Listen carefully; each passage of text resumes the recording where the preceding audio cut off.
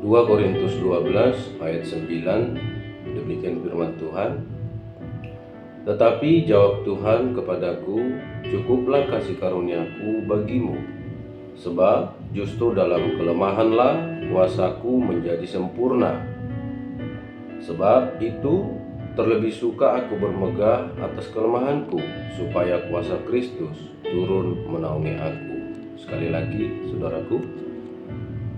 Tetapi jawab Tuhan kepadaku, cukuplah kasih karuniaku bagimu, sebab justru dalam kelemahanlah kuasaku menjadi sempurna. Sebab itu terlebih suka aku bermegah atas kelemahanku, supaya kuasa Kristus turun menaungi aku. Puji Tuhan, saudaraku.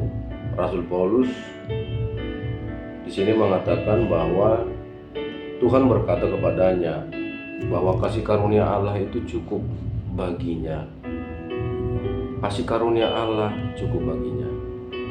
Sebelum ayat ini ditulis, ayat sebelumnya itu tentang bagaimana Rasul Paulus itu berdoa kepada Tuhan supaya Tuhan mengabulkan doanya, sebab ada sesuatu yang menjadi duri dalam dagingnya. Kita tidak tahu apa itu pasti, yang jelas itu adalah sesuatu yang tidak mengenakkan dia, sesuatu yang tidak menyenangkannya. Apakah itu penyakit atau itu persoalan di dalam batin dia, kita tidak tahu. Memang di surat Galatia 4 ayat 14 dan 15 itu, di sana diceritakan tentang bagaimana Paulus menginjil dalam keadaan sakit, ya, dalam keadaan sakit, dan orang-orang Galatia tetap menerima dia sekalipun penyakitnya itu nampaknya hina dan menjijikkan. Ya. Bahkan Paulus mengatakan, jikalau mungkin engkau pasti mencungkil matamu untuk diberikan kepada aku.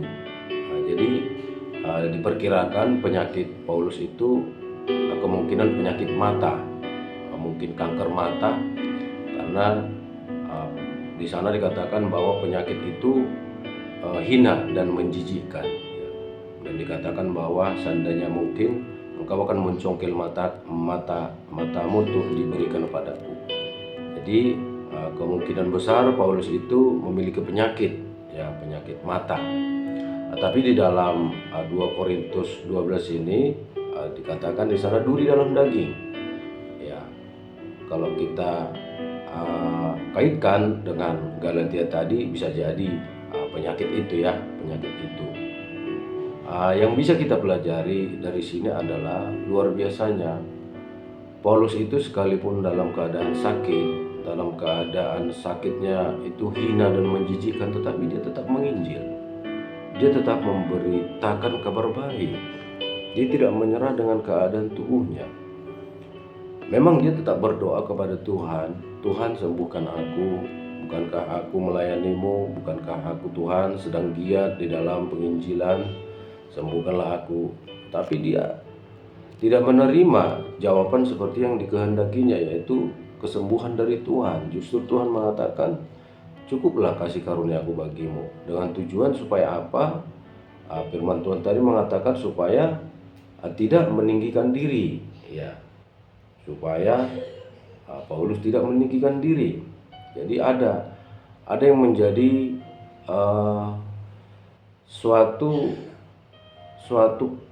pembatas bagi dia, suatu titik, suatu upaya pencegahan supaya Paulus itu tidak meninggikan diri karena penyakit tadi, karena duri dalam daging tadi. Karena memang di ayat sebelumnya dia mendapat penglihatan bahwa dia diangkat ke sorga tingkat ketiga oleh Tuhan, dan itu merupakan suatu kebanggaan baginya, suatu penyataan dari Allah bahwa Allah berkenan kepadanya dan dia memiliki upah yang besar, sehingga dia diangkat ke surga tingkat yang ketiga. Sementara dia masih di dunia, tapi Tuhan sudah menunjukkan itu kepadanya. Tetapi di balik itu dia juga diberi duri dalam daging. Artinya supaya tidak memegahkan diri, menyombongkan diri akan penyataan itu.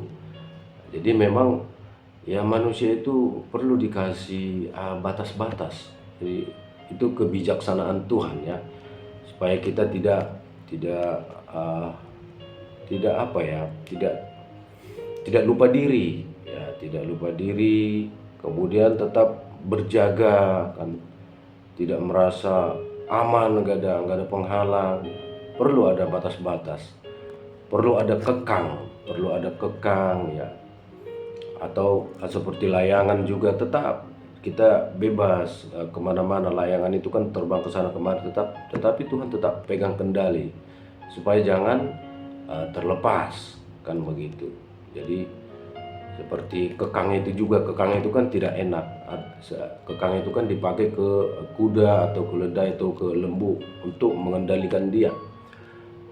Itu juga tidak mengenakan, karena ketika itu ditarik itu akan memberi rasa sakit kepada hidungnya itu, sehingga dia akan menurut ketika kekang itu ditarik ke arah mana sesuai yang dikehendaki oleh tuannya. Jadi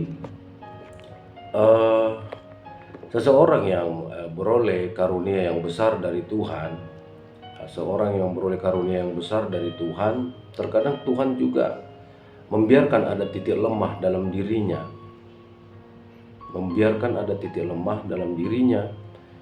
ya, supaya itu menjadi cerminan baginya, menjadi pengendali baginya, kontrol bagi dirinya, supaya tidak lupa diri ya, bahwa oh aku juga ada kelemahan, aku juga ada kekurangan ya.